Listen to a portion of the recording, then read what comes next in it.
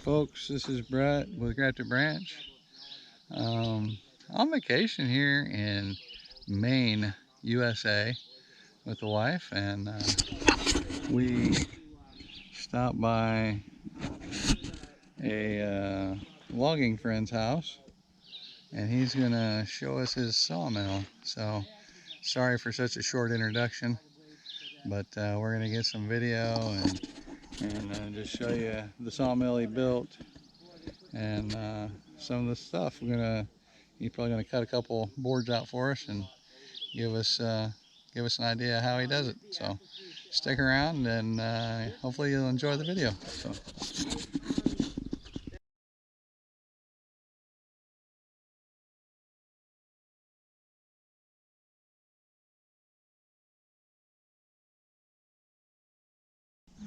If I was to build another one, I would do a lot of different mods. Yeah. I would on these things here, these edges, you know. Mm-hmm. I can adjust them up. I don't have to keep them all up. And right now, you know, half the time I don't even use the dog locks to hold a can that big. You don't need it. Yeah. Because it's heavy enough, and the chain ain't gonna pull it. Yeah. I mean, it will if it was up high, but. Yeah. Yeah.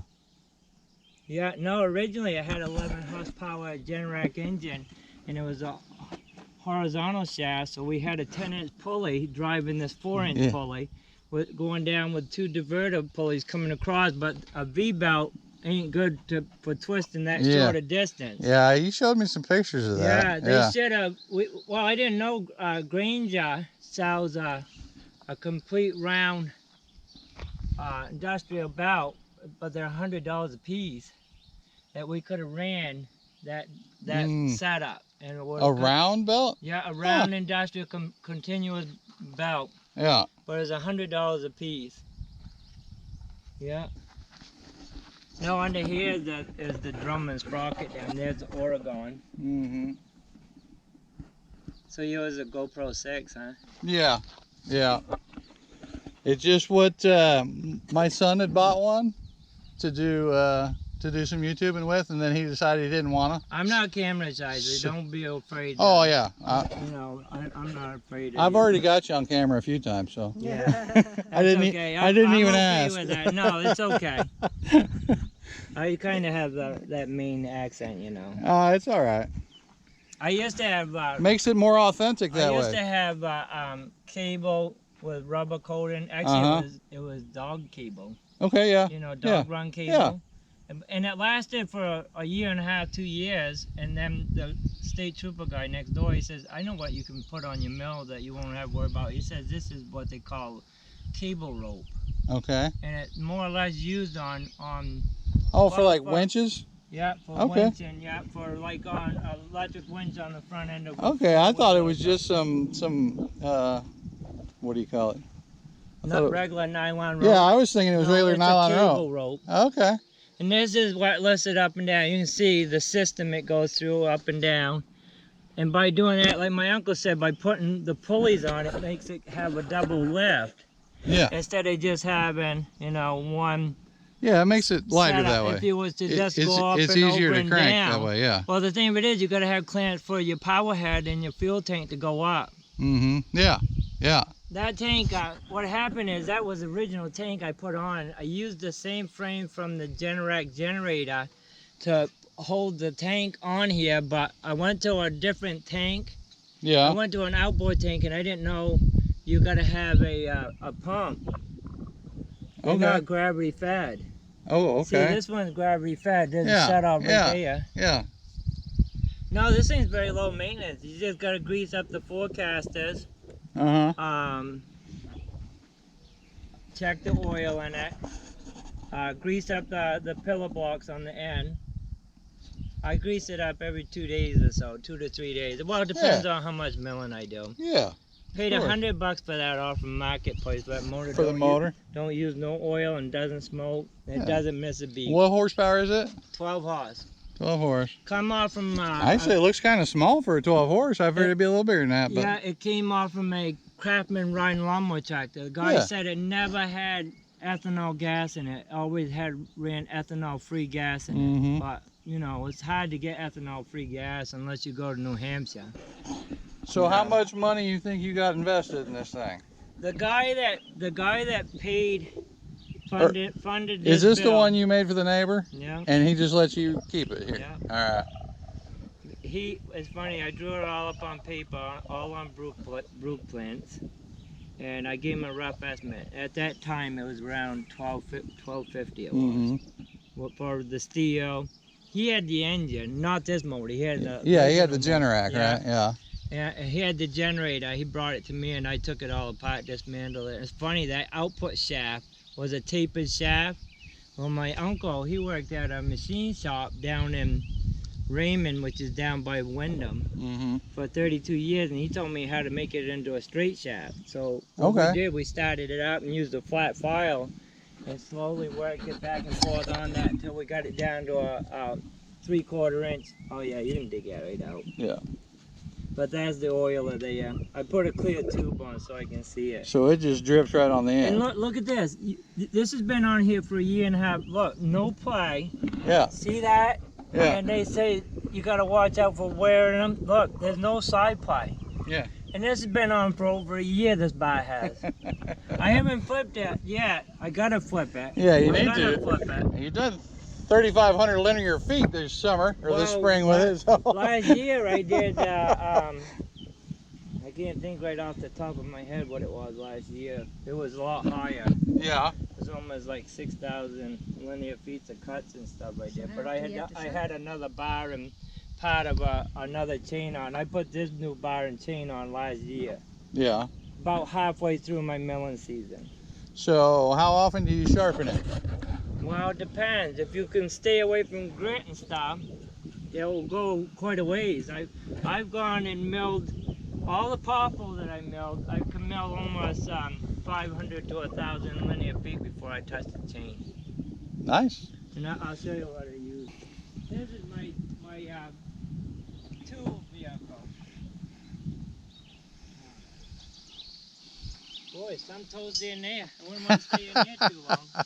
I can imagine. This is a diamond dust bit. Okay. See how it glitters? Yeah. And believe me, that thing touches that up wicked. Don't have to, 1 or 2 swipes is all you gotta do. And it don't grind off like the stones will take off more than this will. Yeah. This one, you can actually watch your edge come right through. Yeah, you're just fine tuning it. Yeah, that's all. That's cool. I can freehand file it. Yeah. I like that Oregon sharpener better. The axle came out of my house trailer. Okay. Yeah. Yeah, there was three. Use what you got, right? Yeah, there was 3 axles that came out of that house trailer. One got put into a welding trailer that I used to have, a portable generator welder I used to haul around welding for the Canadians and stuff. And local loggers. I went everywhere with that. Yeah. But then I ended up buying a van and kept it in the van. But No, that's cool. no, I have more time in this mill on maintenance. Or I don't know. I gotta have at least. I bet I have 150, 200 hours of just working on maintenance and mods and stuff on it. Yeah. You know, welding it up, cutting the metal. It's a lot of time consuming when you weld up all the edges. Well, and that's the thing is, you know, it's not necessarily how much is the parts, it's how much is your time. Yeah, it's the time. The time, I have more time invested in it than I do on what he paid. He gave me $1,200, I think it was. He gave me $950 on the beginning of it, and then we did some modifications when we had Generac engine on. He got some different stuff for that and some different belts, and started out at $980 at first, and then by the time we got done with everything else, and with me buying the motor, it's about $1,250 in this. Wow, plus he extended it. He went and bought me, it was originally a 15-foot. Yeah. You could only mill 145-inch max. Okay. But by putting on this length here, I was going for 16 14'6". Ended up being 17'6". I could mill. Yeah. Well, the thing of it is, I was laying in bed one night and I was thinking about that. I go, well, geez, I could mill a 20-foot beam on that mill.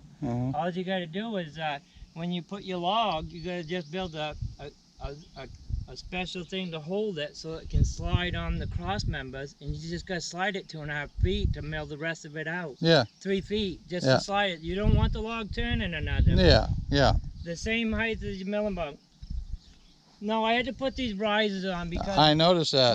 When this is down all the way, it's 4.5 to 5 inches to the Yeah, bottom above. Yeah. too. Yeah. But I can go down to 1.5 inches with those risers. No, that's perfect. No, I don't care. I usually just go down to 2 inches. Most of the time, I gotta be honest. Most of the time, the last cut is a 2-inch board. Yeah. Nothing more. I don't pre-measure that log out for nothing. Yeah. These are my jigs. I go with my jigs. I start from the top. I do measure it from the beam on both ends to the center to see how far I'm off, and then I set the log up to the bar. So I'll lift the bar up, bring it to the further end, which is the big end. Yeah. Always cut from small end down. Okay. Never backwards. Okay.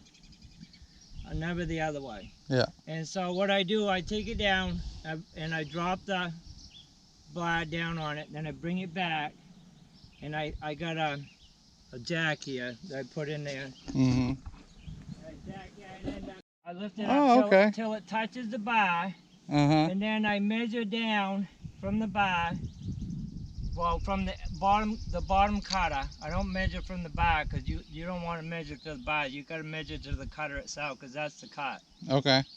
And I'll measure down, and I'll measure down to the riser, and then I'll go down there and double check it and make sure I'm the same height. Then I start my increments down. Yeah. From the top down. I don't start from the center out.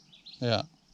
If I was doing quarter sawing and something like that, it'd be different, but I don't do that. Yeah. I keep turning the log, you know. I get as much as I can out of it. For people like you and me, quarter sawing is just too much work, you know? Yeah. It's like... If it's hydraulics and stuff, it'd be different. Yeah.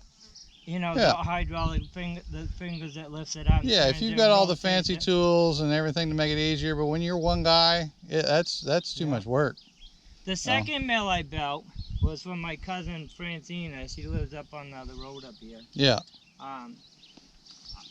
She put everything brand new in hers. Yeah. She literally went out and bought everything brand new. Some of this stuff is stuff that I had left over, like channel iron.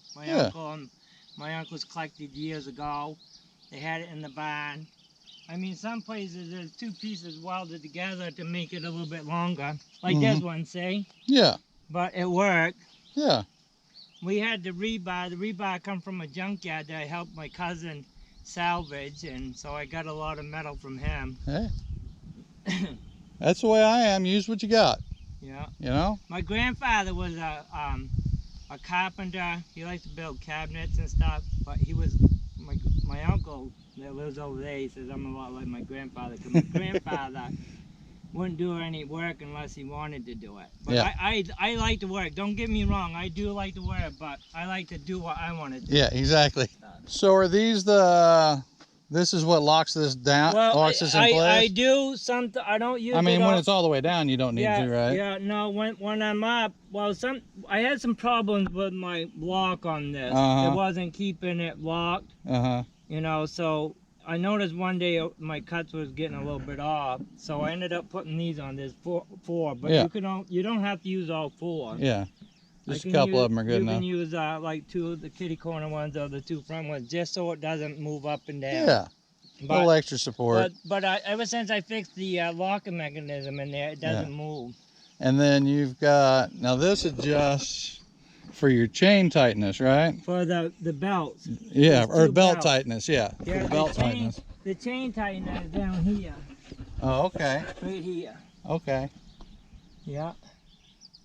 There's another one underneath there that's opposite. The one that's underneath there comes down here. Let me lift it up.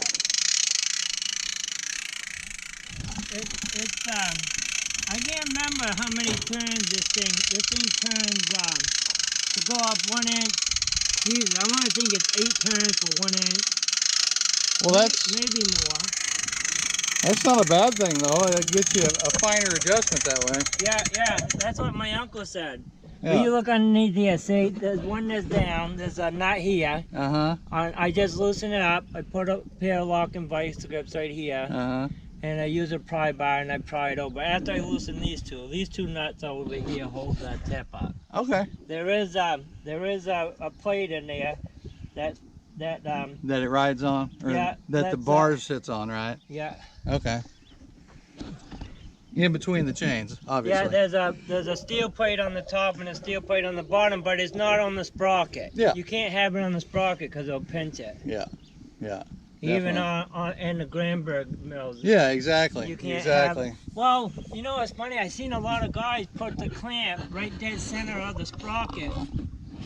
I've seen them do that too. You still gotta be careful because Yeah. you still can pinch that You middle can. bearing. You can, yeah. Yeah.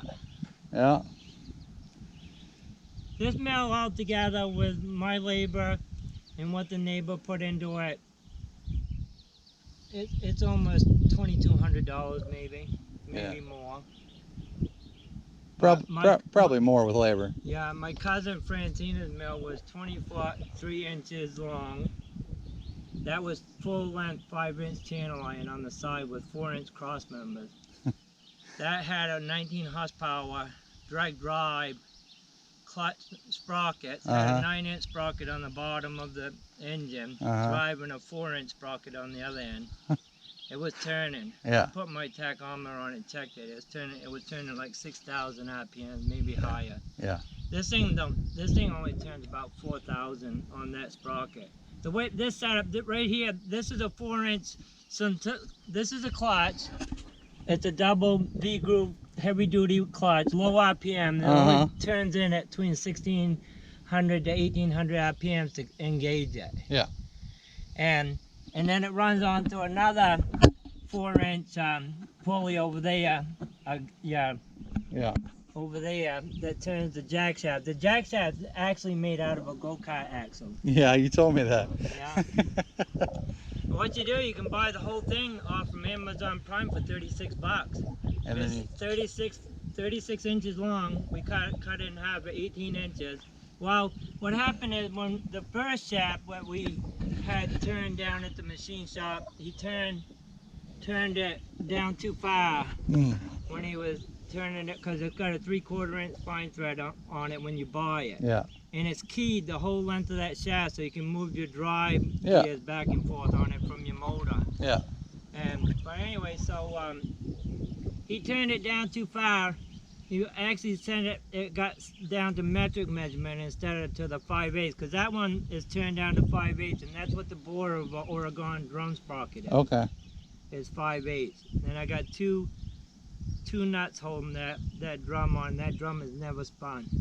Cool. There's no locking thing in there other than just the 2 nuts holding it up against the 1-inch shaft. But her mill, once I got done building hers, it was $4,500. And that was buying everything new. Yeah, and that was including my labor. Yeah. I had 100. Well, after working on this one, and I knew what I had to do with hers, I made sure I drew up everything pretty close on the paperwork before I even started on hers. Yeah. But she had alone in hers, she had $1,300 worth of steel, brand new steel. Yeah. This steel here was only like, well, the first part of it here, the 15-foot was only like maybe $450, $500. So that was before the metal went up. Yeah. When the metal went up, then the metal went up later that spring, and my cousin said she didn't care. She goes, just order what you need. Hey. And that's what I did. Excellent. And what I had left over, she gave to me, even though she paid me good money for it. Well, that's nice. Do you want to see it run? Yes, I would love to see it run. Okay. Let me get it ahead and get it set up to the car. Oh yeah, I better reach up and turn the gas on, or I won't be able to reach it. Yeah, the sawdust doesn't fly out. With that guide, it shoots it down. Okay, so nothing will fly out over. No, that's fine. And what I do, I use my jig. I put my jig on, and see where the mark is. Yeah. So Oh, okay, yeah. the top cutter knife has to be right at the top of the mark to be a Okay. 1-inch thick board. Uh-huh. This is, I can't remember the thickness, the curve cut. I can't remember what it is. They claim you lose a lot from it, but you know what? 1/4 inch or so, No, less than that. is it? I think it's like, what's the next measurement down from? 3/16? Yeah, 3/16. I think that's what it is. Okay. I could be wrong. We could always check it. Yeah. It must be against that cord. Oh, yeah, yeah. What's that for down there? That's That's how I draw it. I could push it through there, but believe me, my legs and back, my left hip is shot. Yeah. I need a new hip, and that's because of all the hard work and stuff. So what I do, I bring it right up to the top. Okay. Then I make sure this lock is down, because if this lock ain't down, Okay, it yeah. will move. The lock on the winch, There's yeah. a little hand- There's a spring in there. Uh-huh. All right, let me see if we can get it started.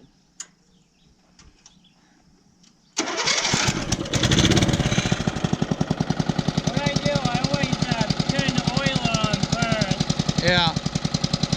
I like to leave that sawdust in there because it directs the oil to the bar, to the chain. If it's running across the bar, you're losing it. If Yeah. it's coming to the edge, you're not losing it. I see. Now it's going the other way, which is okay.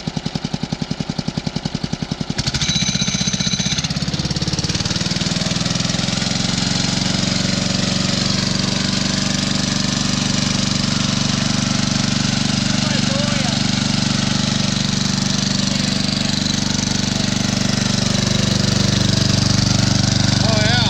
That's too much. Yeah. Because by keeping that sawdust on there, it keeps it to the side.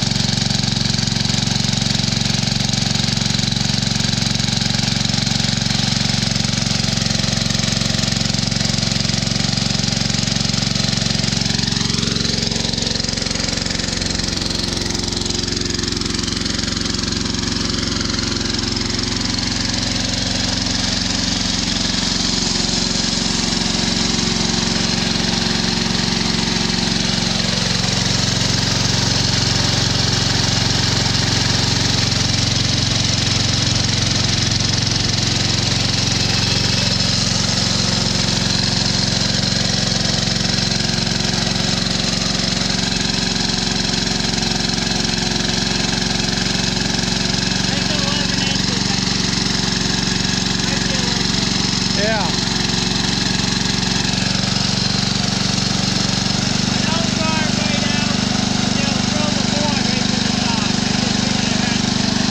Yeah.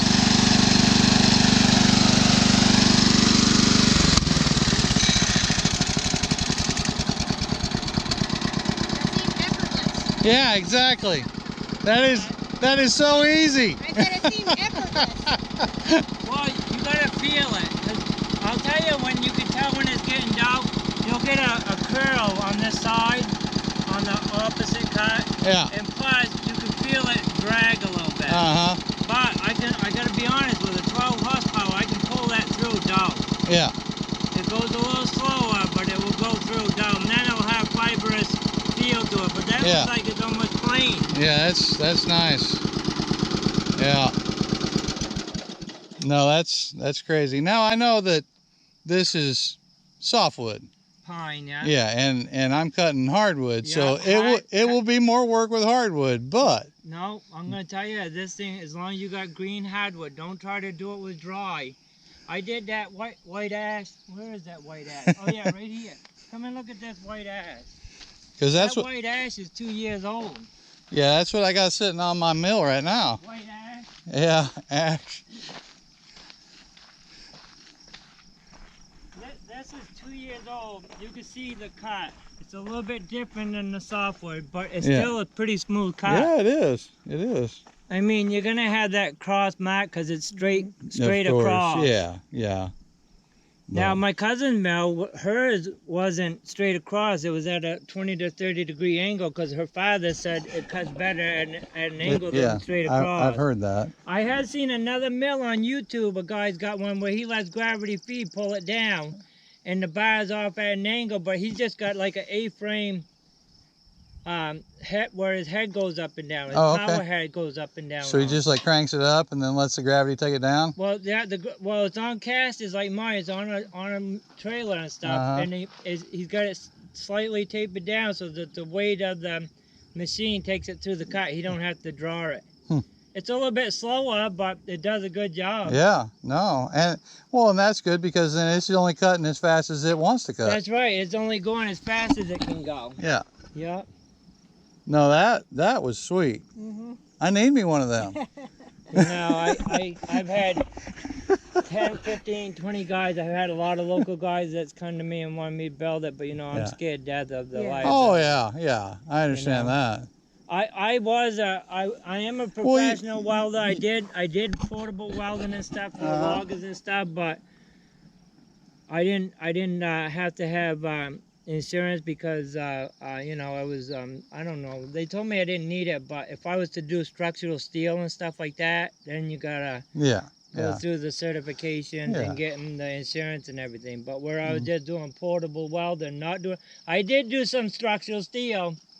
And I don't know, I've been back in that building since, and it was like 20 years ago, 25 years ago, and nothing's let go in it. Yeah. Still there. It's in corner, it's a great big building in there. Yeah. I welded some I-beams up, it was that deep. Yeah. Wow. It was 20 welding rods per side and with a steel plate, and they had Wow. to weld them up. All of them had to be butted up and Yeah. welded. Yeah.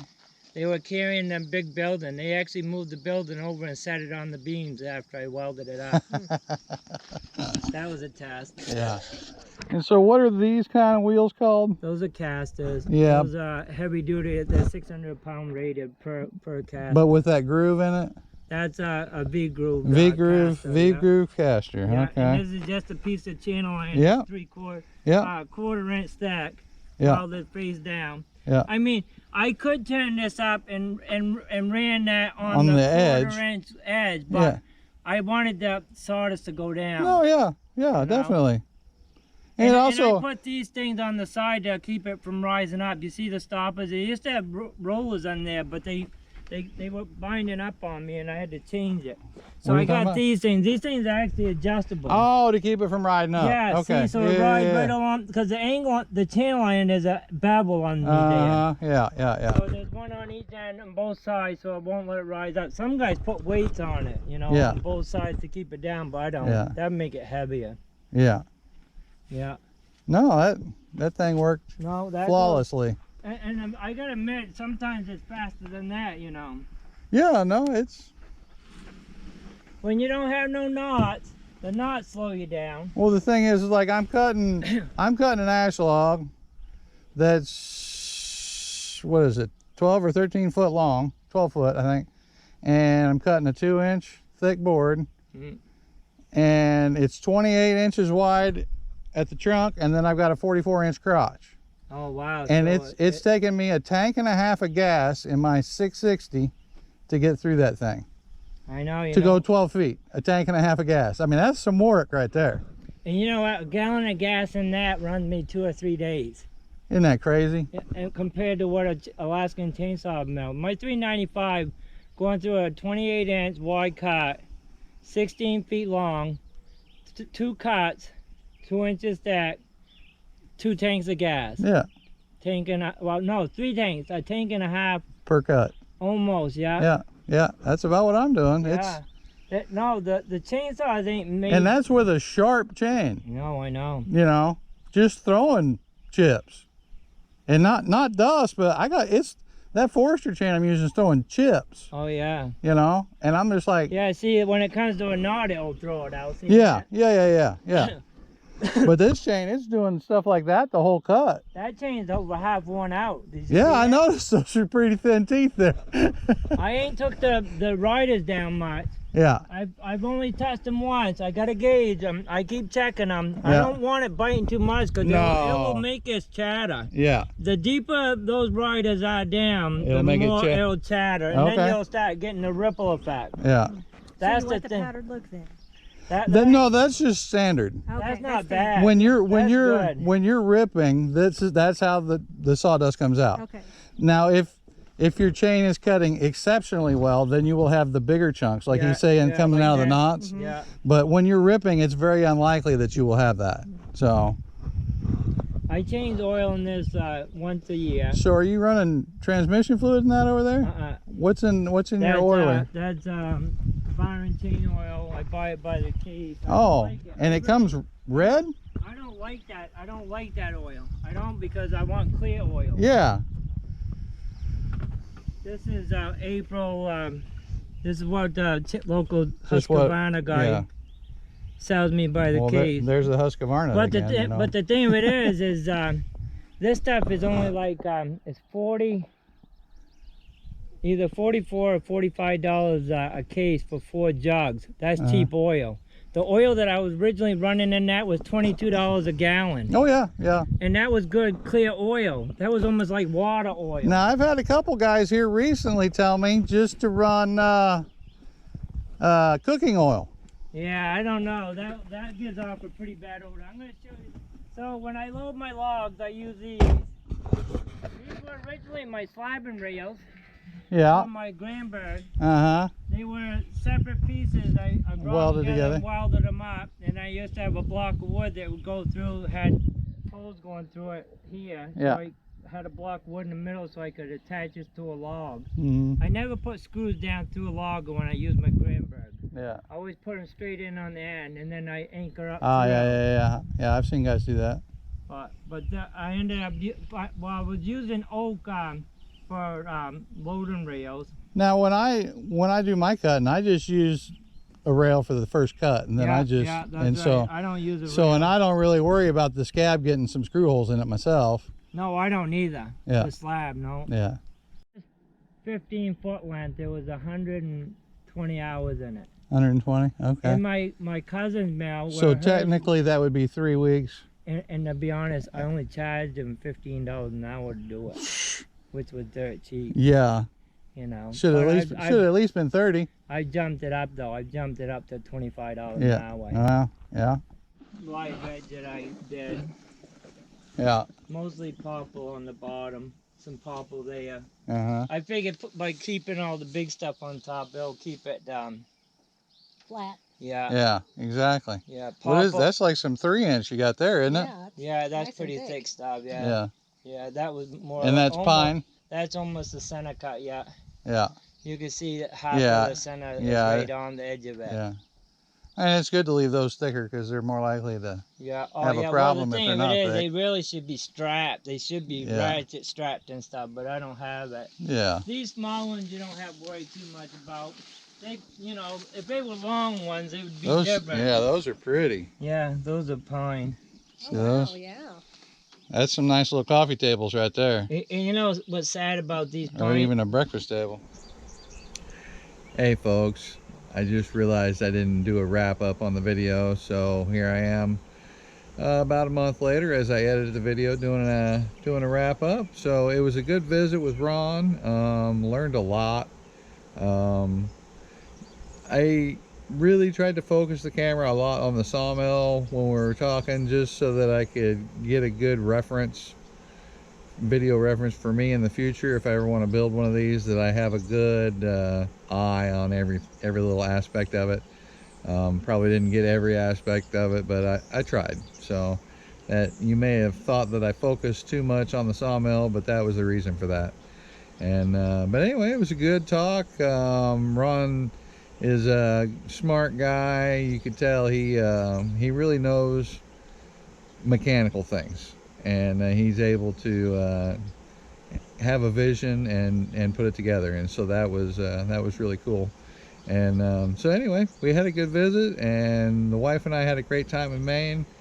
And so I just wanted to say thank you for watching. Hopefully you watched the whole video and you're here seeing us wrapping up, and thank you for watching. So if you enjoyed the video, please give us a thumbs up. Always looking for more subscribers, and God bless. You all have a great day.